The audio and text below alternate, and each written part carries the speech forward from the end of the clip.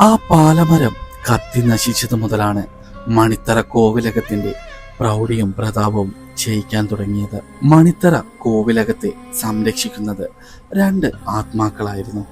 ദൈവിക സാന്നിധ്യമുള്ള രണ്ടാത്മാക്കൾ. ആത്മാക്കൾ എങ്ങനെ സംരക്ഷിക്കുമെന്ന് പലരിലും സംശയമുണ്ടാവും. അതിന് ഞാനൊരു കഥ പറയാം. കോവിലകത്തെ ഇളയ സന്തതിയായിരുന്നു ഭദ്ര. അവൾ അതിസുന്ദരിയായിരുന്നു. ദേശത്ത് അവളോളം സൗന്ദര്യമുള്ള ഒരു സ്ത്രീ വേറെ ഉണ്ടായിരുന്നില്ല.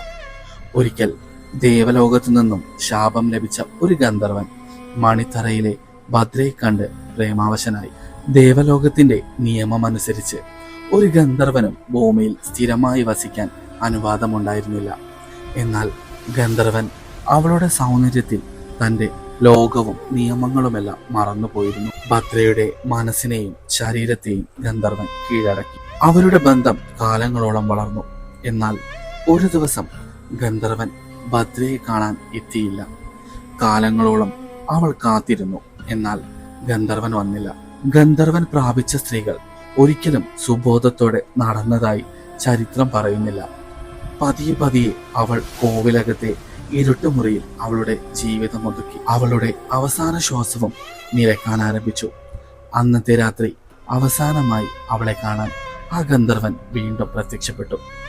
അവളുടെ ആത്മാവിനെയും കൊണ്ട് ആ പാലമരത്തിന്റെ ചുവട്ടിൽ കൂടിയിരുന്നു. ഒരിക്കൽ ആ പാലമരം കത്തി നശിച്ചു.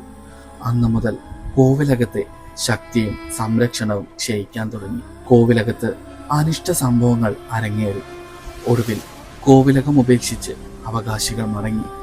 കാലങ്ങളോളം ക്ഷയിച്ചു വീഴാറായ കോവിലകത്തു നിന്നും അർദ്ധരാത്രിയിൽ ഒരു സ്ത്രീയുടെ ചലനങ്ങൾ കാണാമെന്ന് ദേശക്കാർ പറയുന്നു.